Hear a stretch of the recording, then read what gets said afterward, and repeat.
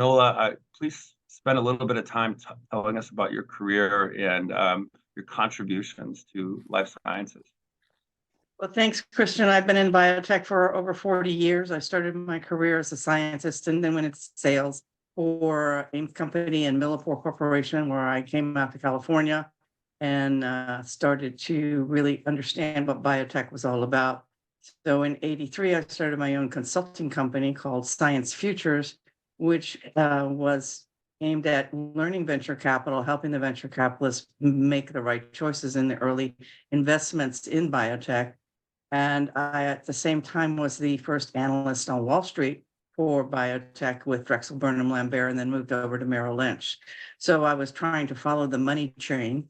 That led me to becoming a founder of a biotech company in '93 called Sequenome, which was in San Diego, actually. And they got the mass weight of DNA and started the whole ball rolling, getting accurate information about what is a T, a G, and a C, because we now knew the mass weight. And that company went public in 2000 and priced at 26, closed the first day at 79 and ran to 191 in 3 months. So it was one of those heady times in biotech that we haven't seen since 2000, but hopefully it'll come back. I then joined the venture capital firm of TVM, which had backed me in Sequenome and opened their San Francisco office and raised their fifth and sixth fund, and was a venture partner with them, investing in pharmaceuticals and diagnostics and tools.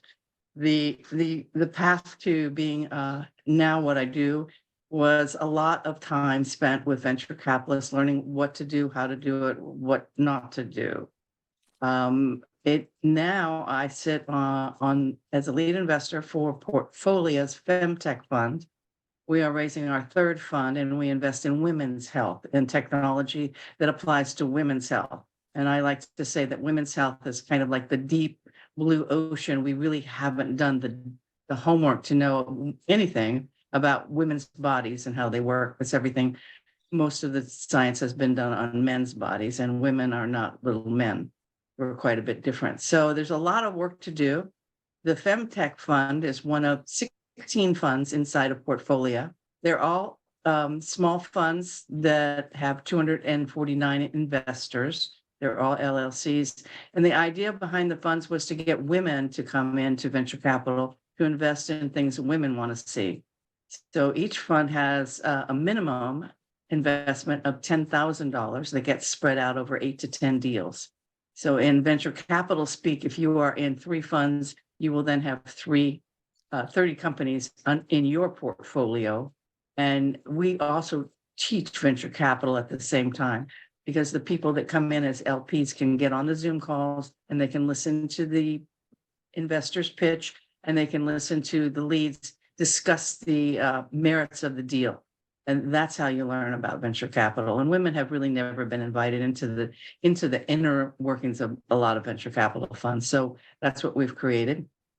And I'm really at highest purpose, because I'm working with 45 other women, investing women's money in areas of women's health. And we have a longevity and aging fund. We have a Rising America, which is Black, Latinx, and LGBTQ. We have a food and ag tech fund. We have climate and food and green and sustainability. And when we have closed one fund, we open another one. Yeah, go ahead. I have to keep this rolling, and I do encourage folks to go check out go look at Nola's LinkedIn and see what she's involved with, and dive in. It could be a whole meeting talking through her portfolio. But today we're talking about M&A and IPO. Nola, as you look at your portfolio, how do you think it's going? I know you've been doing this for 40 years. And we're in something right now. What does that look like for the second half of 2024 from a movement standpoint? There's an inkling of hope that the IPO market will open. One of our investments, Maven, is getting ready to do a IPO, but it hasn't been good, Christian. It hasn't been good. It hasn't been a good market for 3 years. And having been an analyst on Wall Street, I can tell you that there's a pent-up demand for an IPO window to open, and it just hasn't happened. So what's happened in lieu of that is that the strategics have come down and started to do more M&As. So a lot of our exits in our portfolio companies have been by acquisition, by strategics, and that's going to continue until the IPO market window opens, which I don't know when that will be. I don't have a crystal ball. And we have so many dynamics that seem to be playing into that IPO market. We have politics. We have regional wars Global going on. uncertainty. Yeah. A very acrimonious election coming up, which investors hate uncertainty.